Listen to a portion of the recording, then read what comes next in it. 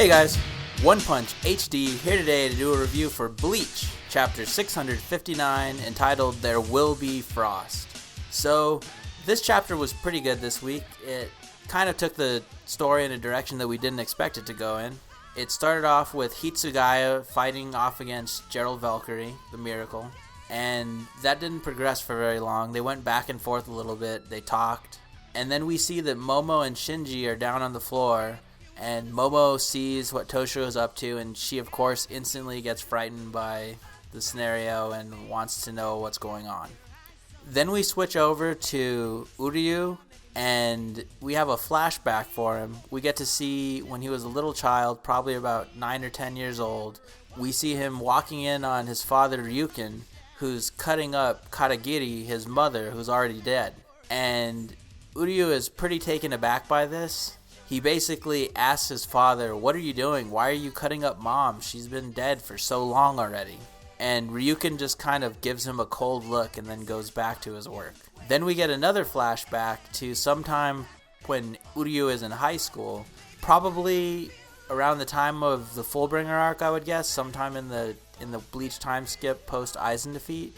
And Ichigo and Uryu are eating lunch on the roof of their high school, and Ichigo basically questions Uryu as to why he goes to their school and why he doesn't go to a better school, because his dad's a doctor, he's really smart, he probably wants to be a doctor too. And the gist of their conversation is that Uryu reveals to Ichigo that he never wants to be a doctor, and he doesn't really want to talk about it. The final part of the chapter has us move back to the Quincy Castle, and Uryu has returned, and Haschwald finds him, and Haschwald basically questions him as to where he's been and what he's been up to. Haschwald reveals that, of course, as we know, he has Juha's almighty power when Juha is asleep, and therefore he can see the future, and as we all know, and therefore he can see the future, and he looks at Uryu kind of expecting Uryu to react to this in some way, and Uryu decides to kind of play it cool and troll him a little bit and asks him, "What, are you worried about my betrayal?" Haschwald kind of plays it coy and then reveals that he's been going around and he found these little square strips, which might be paper or metal or plastic or reishi or something, that Uryu has been distributing all around the Vandente. And these little pieces are apparently parts of the glove of suffering that Uryu used to get his powers back, that his grandfather Soken gave to him back in the Soul Society arc. And these are apparently reishi disturbing devices that basically will make it harder for the Quincy's to fight. So Haschwald is implying that this is a traitorous action by Uryu, and Uryu kind of just doesn't really say much, and then Haschwald pulls out his sword and attacks him immediately, which blows a giant hole in the wall of the Silburn. And then we're revealed that on the other side of the wall, completely for no apparent reason, Ichigo has already made it all the way up to the top of the castle and is face to face with Uryu Ishida. So we're not exactly sure how Ichigo managed to get from some far reach of the Quincy Fortress land up in the Royal Palace to where Yoruichi is fighting Askin, up to where Haschwald and Uryu are in just 2 chapters. But apparently his flash step has gotten a lot better in his royal training that has gone on recently. Also, we get a face down between Uryu and Ichigo, and we're basically left wondering what's going to happen next chapter. Are these two going to start to fight each other? Are we going to cut away and leave this hanging for a long time? Are these two going to join forces and fight against Haschwald? And I think this is actually... So when Haschwald, right before he strikes at Ishida, he tells him, "Let's test your loyalty." And at first glance, it appears that he was just saying that kind of trollingly, like, "I'm going to see if you're loyal," and then attack him. But when you look at the outcome and the fact that he has the almighty power to see the future and sort of know everything, you could interpret it that he knew where Ichigo was, and he knew that if he struck at Ishida, he'd knock him over to Ichigo. So I wouldn't be surprised if the next chapter starts off with Ichigo and Uryu face to face, and Haschwald kind of looking down on them from above, saying, here's the guy that was your best friend and now is your supposed enemy who you claim to have tried to kill back when Ichigo was fighting Yuha the last time. So let's test your loyalty and find out if you're actually going to fight this guy and take him down now that we're all right here, or are you actually on his side and you're going to betray us right here and right now. Basically calling Uryu's bluff and forcing him to act right here, right now. So as an analysis for the chapter, there wasn't a whole lot that happened this chapter, but there are a couple pretty interesting points that are worth talking about. So the first one has to deal with the first part of the chapter, and that's the Hitsugaya stuff. So Gerald is basically going around being a giant, smashing things, Godzillaing the whole Quincy Palace. So that's not very interesting. And Hitsugaya himself is not very interesting because all he does is show up and lose fights. But the thing that I'm really interested in is the fact that Momo and Shinji are also there. So when you put Hitsugaya and Momo together, what do you get? You get Aizen appearing and stabbing both of them. We saw this in the Soul Society arc. We saw this in Fate Karakura arc. And I think we're going to see it again here. So we know that Aizen's down in the regular Soul Society, sort of watching the chicken lilies go crazy.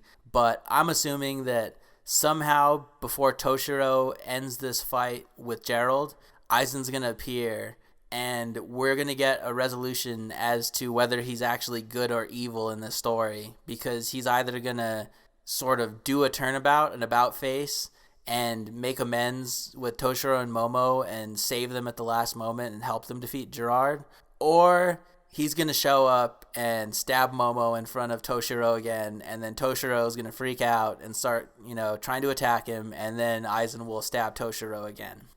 And the fact that Shinji is a part of this is also pretty interesting, and I think it's also another sign that Aizen is probably lurking, because Shinji was Aizen's captain, and Shinji and Aizen have all of their very complicated feelings for each other that are always expressed when they're in the same room. So I assume that when you put the three people that have the most emotional connection to Aizen together in a fight, and everybody has been waiting for about a year for Aizen to finally make his move, I think this is probably the fight where we're going to get that action. The second really interesting part of this chapter was the stuff with Ryuuken and Uryu in the flashback.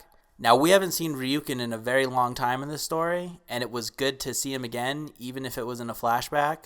And to see what he was doing, cutting up his dead wife, and not even in a standard autopsy way, but in a way that really creeped Uryu out, in that it seemed that his wife had been dead for hours or even days, and Ryuuken had just been hovering over her, mutilating her body and cutting it up. So I don't think that Ryuuken is evil or a bad guy. I think he's actually going to be revealed to be a very important part in defeating the Quincy's, and he's going to be a good guy and a force of good. So I think the fact that he was cutting up his wife probably has something to do with him discovering a secret to the weakness of the Quincy's, or something to do with Yuha's Ashvallen. And the fact that he's being presented here, I think it's probably a pretty good sign that in the next 30 or so chapters, I'd say, we'll get the actual final real-time appearance of Ryuuken. And when he does show up, it'll probably be one of the triggers to the end game. I'm assuming that he'll show up with Ichigo's father, Ishin, and he'll probably have some sort of weapon or a trick or knowledge that he can give to Ichigo and Uryu that they will be able to use against Juha and or Hashwald, etc. A funny part of the chapter for me was at the end of when Uryu and Ichigo are talking on the roof, and there's just a very standard, almost webcomic looking 6-panel section with Ichigo and Uryu with only a couple talk bubbles and a couple of really ridiculous facial expressions, and it kind of looks like a yaoi back and forth type standard reaction shot panel set. So I'm hoping that we see a lot of memes on the internet from this. You could imagine the things that you could write into the talk bubbles that Ichigo and Uryu are giving each other and the faces that they make, and that could lead to some hilarity. So hopefully some of you out there can make those and post them in the comments below if you do. Another interesting thing to do with the Uryu part of the chapter is the fact that Soken apparently stole the Glove of Suffering from the Quincy, And Hashwald is both aware of this and he is aware of Soken. So this may lead to some other interesting Uryu heritage backstory that we could be getting eventually. Because we don't really know much about Soken and his backstory yet. We only know the little bit that we've heard from Uryu about when he was a child and how Soken trained him in the ways of the Quincy, or at least what Soken claimed them to be. But we don't know how Soken himself learned the ways of the Quincy, or why he had a falling out with the Ryuuken, and Ryuuken ultimately decided that he didn't want to go the way of the Quincy, aside from the fact that Yuha took his wife away from him, which isn't really a full answer. So I'm thinking that it's possible that Soken was actually a Sternritter, because it seems like since Yuha took over the Quincy's 1,000 years ago plus, that aside from him being banished or sent into oblivion by Yamamoto for 1,000 years, that all the Quincy's that existed were serving under Yuha in some form. And the fact that Soken stole the Glove of Suffering from the Quincy's and Hashwald knows about this kind of implies that Soken was associated with the Sternritter at some point in the past. Maybe he realized that they were evil, or he decided that he didn't want to follow their ways and he betrayed them and stole some technology and ran away after that. That's very possible. It could have been 500, even 1,000 years ago that this took place. That may seem improbable, but you have to remember that Basby and Hashwald were both shown in Dark Ages Europe over in Germany 1,000 years ago as children, and they still look like they're maybe in their late teens or mid-20s at this point 1,000 years later. So the fact that Soken was alive then and still alive now, that may actually be a possibility. And we may get some kind of reveal, hopefully we do at least, as to the longevity of the Quincy's and what the Sternritter actually are. Like, is Hashwald and Basby actually still humans? Because they say the Quincy's are humans, right? But clearly Gerard is not a human. Clearly Pernida was not a human. You saw what Lily turned into. He didn't seem like a human. So are the Sternritters themselves, did they start as humans and then now they're no longer humans? Is that why they're able to live for 1,000 years? Or is there something in the Quincy blood that lets them live forever and it's just Yuha's powers that made them strange? We'll have to see, but that's something interesting that we'll be able to find out probably between now and the end of the series. One really interesting fact with this chapter is how Ichigo basically speed blitzed the castle. And this really didn't make any sense because he was on the ground from Askin with Yoruichi about 2 or 3 chapters ago, and now all of a sudden he's up with Uryu, where all of the Gote members that are storming Yuha have seemingly been trying to get from where they entered the Royal Palace realm to Yuha for about 50 chapters, and they can't do it. And yet Ichigo can seemingly just fly up there in a couple chapters. So there may be some sort of strange time dilation thing or something going on. It may be related to the way that Aizen affected Yuha's perception of time. I'm not actually sure, but that's something that we need to think about, and we'll hopefully find out how Ichigo was able to get up there so fast.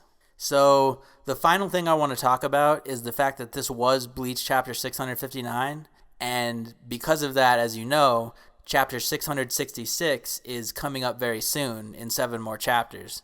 Now, Bleach is about Shinigami, it's about the afterlife, it's about death, and 666, the number of the beast, is clearly a pretty important number in that sort of mythology, and Kubo has always been very interested in numbers and things like that, so I'm thinking he has something big saved up for Chapter 666 that he is going to reveal in that. And I think the way that the story's kind of been changing and pacing recently definitely points to that. The fact that we have Toshiro, Momo, and Shinji all in a fight together. The fact that we have Yoruichi in a final fight. The fact that we actually have Ichigo and Uryu face to face and Hashwald is there. We could see Aizen appearing. We could see Urahara releasing his Bankai. We could see Ichigo releasing his Bankai. We could see Uryu's betrayal. There are a lot of big things that are probably going to drop as bombshells in the next 10 chapters. So I'm assuming he's saving something big up for Chapter 666. And I'm hoping it's Aizen or Ichigo's Bankai or Urahara's Bankai. Those are the 3 big things that I'm looking forward to. But we'll just have to wait and see. And yeah, so this chapter was basically a setup for the end game of the series. it looks like we're finally moving into the final story with Ichigo finally making it up to the top of the castle. Unless Kubo is just going to knock him back down to the bottom again and make him start climbing up, which I hope he doesn't do that. I don't see him doing that. Then we're probably looking at maybe Bleach 700 or sooner being the last chapter. Naruto ended at 700. I could see Kubo wanting to go as long as Kishimoto so that he doesn't lose to him. I could see 700 being a nice round number to end Bleach at. And if that's the case, we only have about 40 chapters left in the series. So we're going to start wrapping up, but we'll have to wait and see. Alright guys, well that's it for the Bleach Chapter 659 review. We'll be back next week for Bleach Chapter 660. As always, remember to like, comment, and subscribe down below. If you like this video and you want to get more awesome theories, reviews, discussions for Bleach, One Piece, Toriko, Tokyo Ghoul, everything else that we review here. And we'll see you next time. Take care.